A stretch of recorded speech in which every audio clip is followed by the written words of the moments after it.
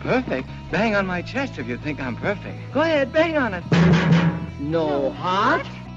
You gotta have heart. Miles and miles of heart. This is Patchwork Heart Ministries' Young Catholics Respond, brought to you by Breadbox Media.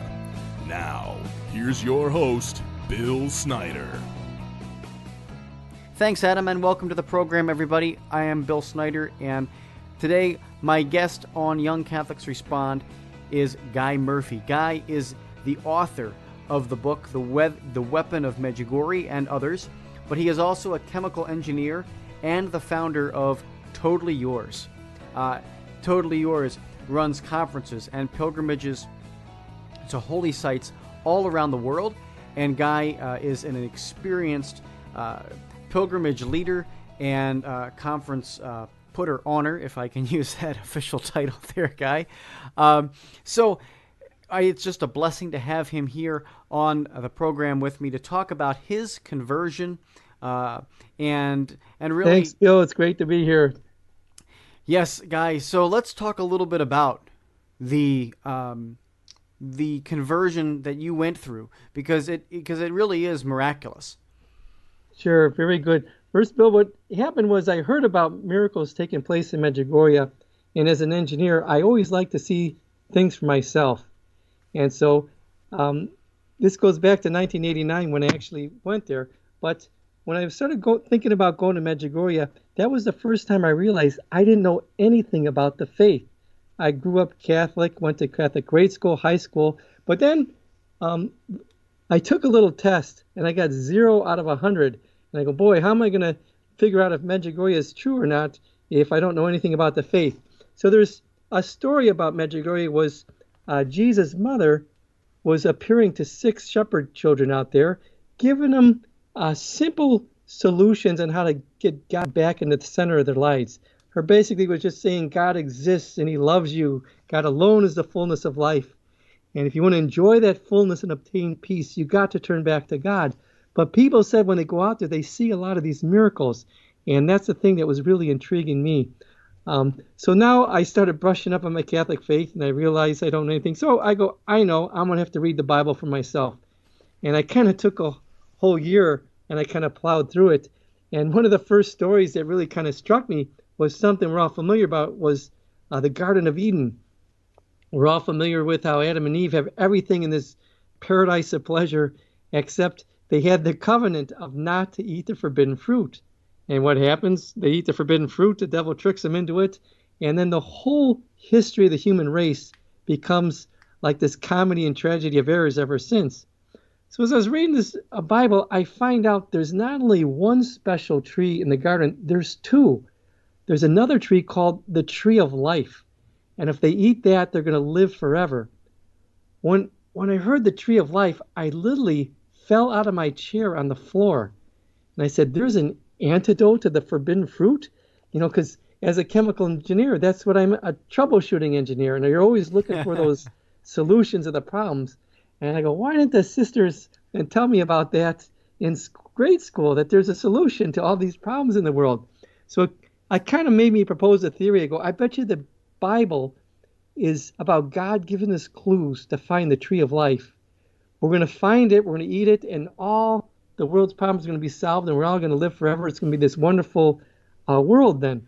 So that was my idea there, inspiration. So it gave me incentive to kind of muscle through the whole Bible. And I was struggling with the whole thing. I didn't understand hardly anything about it. But when I was getting to my favorite story then in the Bible, was about David and Goliath. It was about a battle between the mountains. David, he had what us engineers would call this breakthrough in technology. He's going to take on Goliath as a 9-foot invincible giant who is blaspheming God. This giant was saying, your God is a joke, and you guys are a bunch of wimps. He says, send your best man out here to fight me one-on-one. If he wins, we're going to be your slaves, but if I win, you're going to be our slaves. So now David, he takes this breakthrough in technology, and he's going to accept this challenge. But when he goes out, he stops at a brook, and he pulls out 5 smooth stones. And I remember that detail really struck me. And I go, David, you're the inventor. you know you're going to get him in one shot, maybe two. What are you doing pulling out these 5 smooth stones? Anyways, he puts the 5 stones in his shepherd's grip, slings it around. The first one knocks him in the head, and of course, the people of God win. Anyways, we're struggling through the whole Bible, and I'm getting all the way to the end. And also, we're in the book of Revelations. The world's going to this hell in the handbasket. Everything is going wild. Yes. And all of a sudden, at the very end of the Bible, people are eating fruit from the tree of life, and there's this great peace. And I go, aha, there it is again, the tree of life. I go, but what clue did I miss? I missed some kind of clue. So Yes. I finished the Bible, and I took another test, and you know what I got? I got another 0 out of 100. I go, man, wait a second, something's wrong here. I couldn't seem to pick up understand anything about a religion.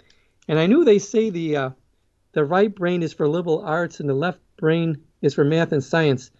And I was never good at liberal arts. And I was starting to think that religion must be so far right-brained. I was just never going to understand anything about religion. I remember coming to the conclusion one day that, hey, let's face the facts. You're right-brain retarded, and that's just the way it is. I go, well, that's not going to let that spoil my fun. I'm going to go to Medjugorje and then approach it from a scientific standpoint, something I can handle. So I ended up going with a group in 1989, and I went out there. And as I was headed out there, I knew the tree of life had to be somewhere in that part of the world anyway. So maybe it'd give me some more clues where to find it to fix all the world's problems. So I felt like Indiana Jones or something, trying to find that new little breakthrough. Anyways, so we get out there, and there's people who were on the trip before saying, yes, we saw the miracle of the sun. The sun started dancing and spinning, and I listened to them, and I said, these guys are telling me the truth. I go, however, these simple people from this third world country don't know a high-tech laser show when they see one. So I come with this theory. I get out in Medjugorje. It's a little tiny town. It was in the communist era at the time in Yugoslavia. And there's one road that goes all the way down. There was very limited electricity. So I started looking where the electricity was running, and I was finding possible laser projection sites. And when everybody was going to look at the miracle of the sun, I was going to go to the laser projection sites and go, hey, gotcha, boom, all in a week's work. And so day 1 comes, no miracle. Day 2, no miracle. I go, what a jip. I've been fooling around with this for so many years before I end up going, and now I'm not going to get any miracles. And somebody comes up to me and says, Guy, he goes, you got to pray. I go, pray? I go, what is that going to go and do? I got to get to the bottom of this. And I go, oh, well, I'll give it a try. So I climb out this Mount Krizvek, and on the top of this mountain, there's a big 14-ton cross. And at the time, I never prayed to the Blessed Mother before. I had this attitude that I pray to God myself. And this rosary, this silly prayer for little old ladies, what about us engineers? We need prayers too. So I took my attitude to Our Lady, and the kids described her as this beautiful 18-year-old woman, long black hair, rosy cheeks, white veil, blue eyes, voice like an angel, and given her simple peace plan. And I talked to her like I would talk to any 18-year-old Jewish woman. I was 28 years old at the time, think I'm this hotshot engineer, and I have the world by the tail. And so I said my first prayer to the Blessed Mother. I didn't mean to be disrespectful, but this is just where I was coming from. I imagine her floating next to this cross, and my first prayer to her was, I said, hey, Mary, it's me, Guy. I go, I'm here from Chicago. I go, I tell you what, give me your best shot. He says, I'm going to give you my best shot. If you win, I'm going to do whatever you say. If I win, I'm going to defeat Medjugorje. And I felt like this challenge was accepted. And I even wanted to take up my rosary and say, what is it with this silly weapon? And as I lifted up in the air, that was the first strange thing that happened. It was like something just shut my mouth off. Just instantly, I was silenced, whoop, and I couldn't speak. And I always say there's a logical explanation for this. I'm on top of the mountain, acting like an idiot, so my subconscious is taking me over, making me be quiet. And that's got to be the logical explanation. And I just remember sticking to my rosary and says, you know what I mean. but I felt this challenge was accepted. So I zipped down the mountain, and I'm waiting for Our Lady to show me this miracle. And what happens now, it's December 8th, the Feast of the Immaculate Conception. 1 o'clock in the afternoon, we come out of church, and what happens? Everybody starts seeing the miracle of the sun. And what happens? I come out, and what it does, I look up, and it burns my eyes. And I says, there's got to be a logical explanation. I happen to be off to the side yard. I was digging up a hole in the side yard at the time, looking for underground wires. I spent a lot of trip annoying That's people right. doing stuff like that. But I go, I'm at a bad angle. I can't see this laser projection. So I walked close to them, and I looked up by them, and what happened? Burned my eyes again. So there's got to be a logical explanation for it. My eyes are more sensitive. Put the sunglasses on. I looked it up again. Burned my eyes again. So I got stuck. I go, there's got to be a reason for this. So I remember from physics, even if somebody had a laser show, they can't stop the solar radiation from burning the retina. I haven't figured I'm the only idiot who's really looking at the sun. They must be all squinting so much they just can't see it. So I walked around the other side, and their eyes were wide open. Now, I looked right in their eyes, and I said, something must be blocking the sun at this time. I turned up, and what happened? It burned my eyes again. Now, there was 8 people in the line, and I kept on looking in their eyes, and I got stuck in this. There's a logical explanation for it, and I got my eyes burned so bad. I go, I just got to get the heck out of here. So now I leave the front of church. I was so rattled. I was repeating my name and address over and over again. My name is Guy Murphy. I live at 22W. I go, they should be blind as long as I seen that. And as I was so blown away, walking away, I started tripping in potholes, and I'm bouncing off signs. And I said, hey, even I should be blind for as long as I seen it. And all of a sudden I trip in a pothole, and I go, great, I'm blind. I got these big black spots in my hand. And I remember my parents and all my friends are telling me not to go to Medjugorje. I'm going to come home, and they're going to say, how's your trip? I'm going to say, hi, I'm blind. I go, oh no, out of everybody who should have known better, it should have been me. I was so mad. I just ruined my life. I started kicking myself all the way around that one road, all the way around Medjugorje. So I'm kicking myself saying, how could I have been so stupid? And as I'm going around, all of a sudden, several minutes later, my eyes don't clear up. And then I did my favorite prayer. I go, dear God, I'll do whatever you say for the rest of my life. Please give me my sight back. I'm making them all these promises. This is what I'm going to do for you. This is what I'm going to do. And then I made it to the other side of the town, and I started climbing up Apparition Hill. This is a hill where Our Lady appeared in the first days, the first place where she appeared. And as I'm climbing this hill, I fell a few times. I'm all full of dirt. But I get to the spot where she first appeared, and I'm sitting on a rock, and part of me are trying to figure out what's happening. Part of me are still making deals, and I don't see her with my eyes or hear my ears, but something crazy starts going to my heart. She's like brushing me off, saying, Jesus forgives, Jesus forgives, Jesus forgives, and even helped me to my feet. And then it depths my heart, she says, do you want to help? And I said, sure. And then I felt a kiss right in my forehead.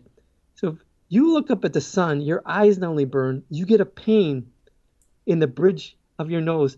And this pain was so unbearable, it felt like somebody took a baseball bat and whacked me on the head.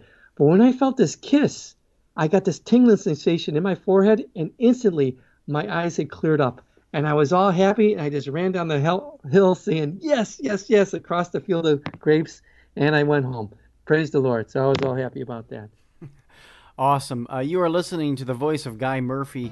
He is the founder of Totally Yours and also a chemical engineer, but he is telling us his amazing conversion story, which is just so worth listening to. And we've got the other half of the conversion story on the other side of this break, folks. So make sure you stay tuned right here on Young Catholics Respond and Patchwork Heart Radio. We'll be right back after these messages. I'm Bill Snyder, and we'll have more with Guy Murphy right after this. The Contemplative Stations of the Cross audio devotional is now available from Patchwork Heart Ministry. This devotional features an introduction and overview of the theology, history, and spirituality of the Stations of the Cross by Father Bill Zimmer, a priest of the Archdiocese of Chicago. along with an audio version of the Contemplative Stations of the Cross, led by author Bill Snyder, and the Stabat Mater, chanted in Latin by Marissa Ellison. CDs are $7.99, and digital downloads are only $3.99. Copies may be purchased by visiting patchworkheart.org or calling 424-704-3278. That's 424-704-3278.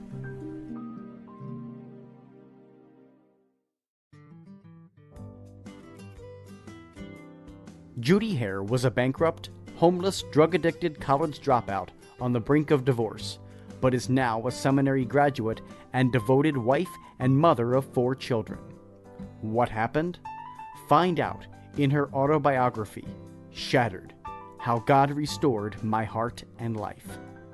Her journey of faith has been called brutally honest, truly inspiring, profound, heartbreaking, and life-changing. Shattered is available now for only $15 on her website, judyhare.com, on Amazon.com, or at your local Catholic bookstore. As Judy says, it is never too late to become the person you deserve and desire to be. So stop wishing for change and start doing something about it by reserving your copy of Shattered today. Your heart is always beating, but you never have to think about it. Welcome back to Young Catholics Respond. Once again, Bill Snyder. Welcome back, everybody, to this episode of Young Catholics Respond. I am Bill Snyder.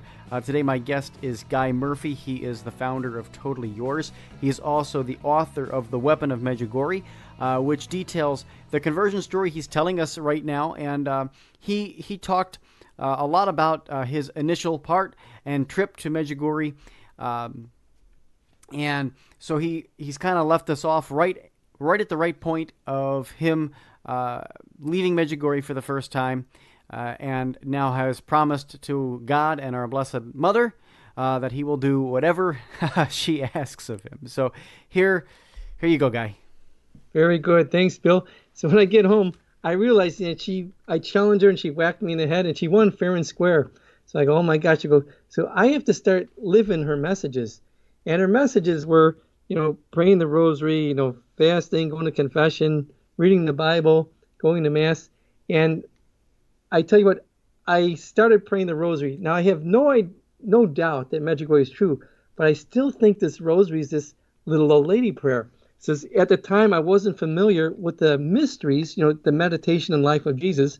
I was just thinking about the repetition, the Hail Marys, the Our Fathers. So when I started praying the rosary, I started praying Hail Mary, full of grace. And after a little while, I would start saying, this is an insult to my intelligence. Hail Mary, full of grace. This is an insult to my intelligence. And when I would pray that way, I would have the experience where I remember the sunshine blinding my eyes. I'd feel completely humiliated. And then I'd say, okay, hey, cut that out. I'm praying. Now, when I got back from Medjugorje, I knew the first 2 things about the Catholic faith. Number 1 is you don't go up on Mount Krijvik and give the Blessed Mother any lip. It's like I totally didn't know that before, and I totally know that now. And the second thing was something Visca, one of the visionaries, says, even though we don't think so, Jesus and Mary are very close to each and every one of us.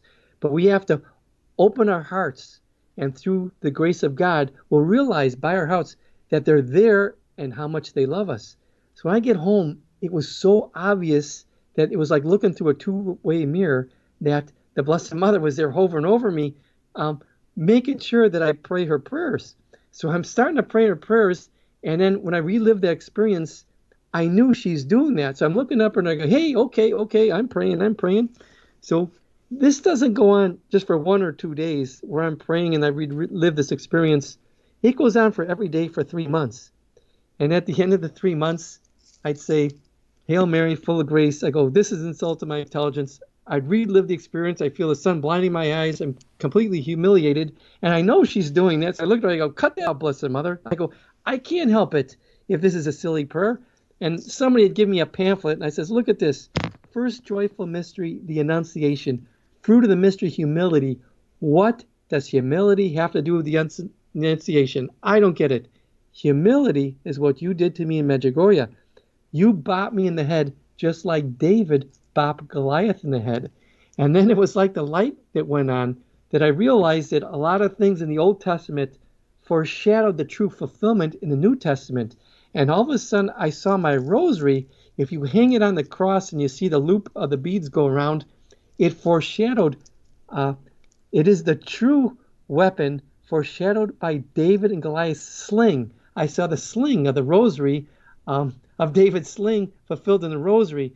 And I saw the 5 stones that he went to get Goliath were the 5 decades of the rosary. And when I figured this out, I said, wow, I know 3 things about the faith now. And I go, wait a second. I go, I'm on the wrong side. She bopped me on the head with the first stone right in the forehead, just like Goliath got it. I go, I'm on the receiving end of this weapon. I thought, I'm a good person. When I die, I'm going to go right to heaven. But the truth of the matter was, it was 10 years since I've been to confession before I went to Medjugorje. And as I'm learning about the faith, I'm starting to, wait, this is a mortal sin, this is mortal sin. I always seem to be on the wrong side all of a sudden. But Our Lady's good, and she kind of works with you. So praise the Lord. Thank you, Blessed Mother. So anyways, the one other thing I want to say I was struggling with was about the Eucharist. One of her messages, she said, the very most important moment is in the Mass. At that moment, Jesus comes alive, and we're to receive him in our hearts. And I said, time out, Blessed Mother. Are you trying to tell me that communion, that wafer that we're receiving in communion my whole life, that's not just a piece of bread. That's God under the appearance of bread. That's something more powerful than a firecracker, more powerful than a stick of dynamite, more powerful than the sun. God himself has come in my body, and I have no idea.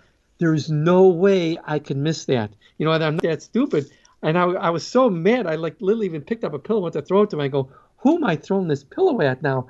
And I always seem to be arguing with somebody after my conversion. I go, who am I arguing with all the time? And how come I lose every argument? So I'm not going to lose this one. So I kind of stormed off, and I went to the library to research it. And sure enough, the number one thing about our faith, the Eucharist is God. Number one thing about things, I go, oh my gosh, Blessed Mother is right again. Anyways, even though I had my newfound faith, I actually stopped at an adoration chapel, and I looked at the host with my new faith. I go, hello, God, it's me, Guy, I'm here. But I go, I don't see bread there. I don't see God here. I still see a piece of bread. And I realized I still had a long way to go besides my heart could see those things. So anyways, about another year later, I ended up going back to Medjugorje. And one of my engineering friends heard I was going there, and he goes, Guy, I want to go too. So we went, and one of the first days, what did we see? We saw the miracle of the sun. And what it looked like was a total eclipse of the sun, but instead of the black moon, it looked like the Holy Communion. And that really helped me understand that journey from the head to the heart. I saw the communion is more powerful than the sun, and helped me appreciate that it was God. So my friend was he tried to digest. He says, man, we got back to the room, and he goes, I don't know if we really saw a miracle. I go, go ahead, Gerald. What are you saying? He goes, we don't try and look at the sun when we're home. I go, huh? Our eyes happen to adjust to it, made it look like there was a disc. We were able to see it. And I go, uh-huh. Then he said real loud, I'd have to have it see the same time of day and have it burn my eyes before I believe. And then the next day, we're praying in front of the church. He goes, come on, Guy, it's time for the miracle.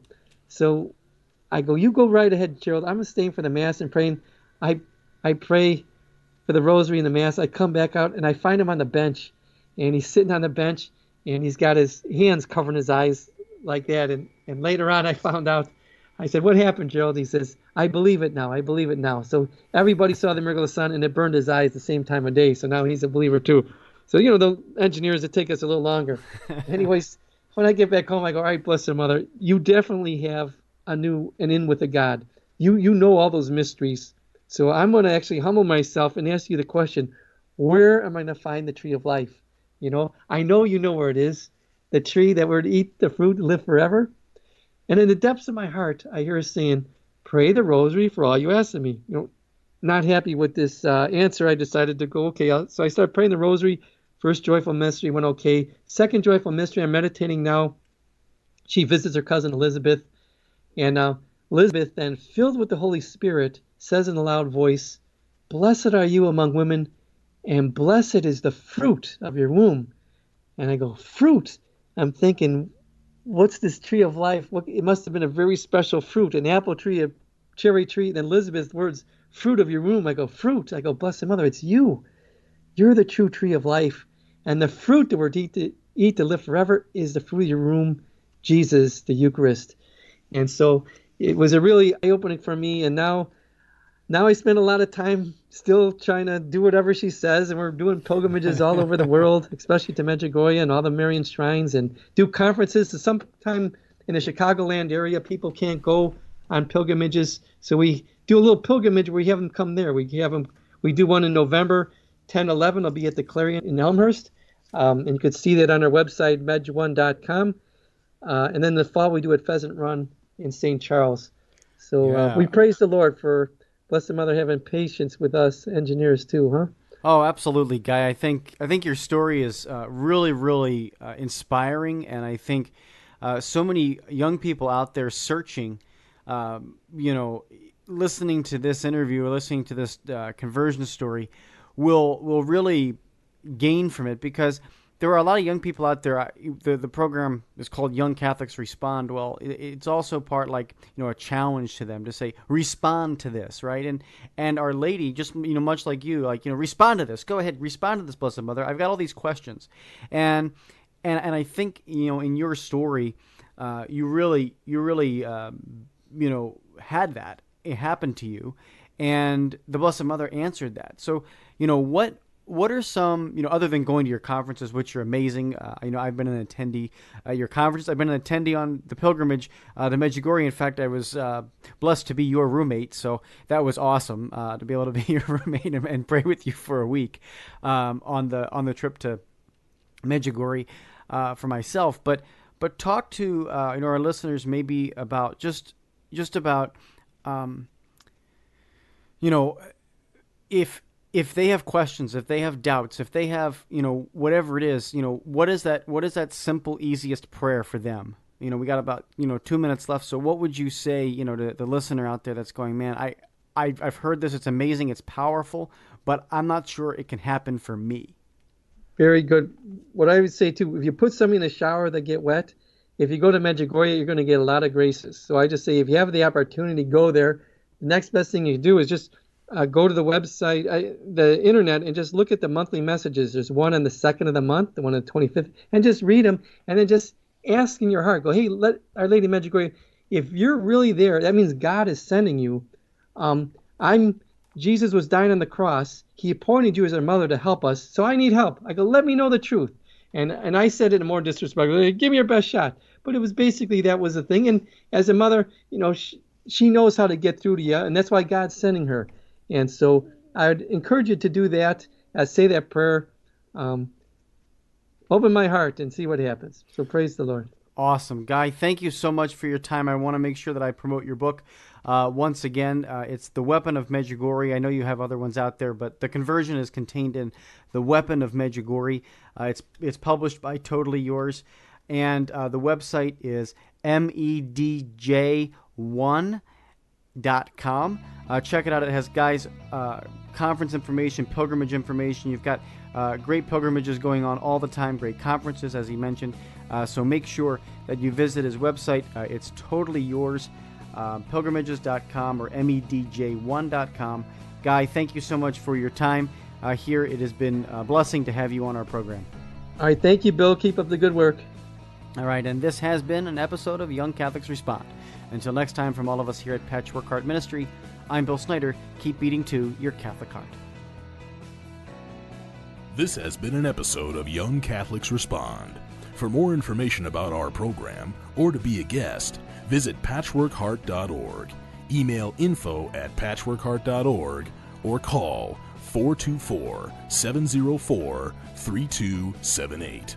That's 424-704-3278.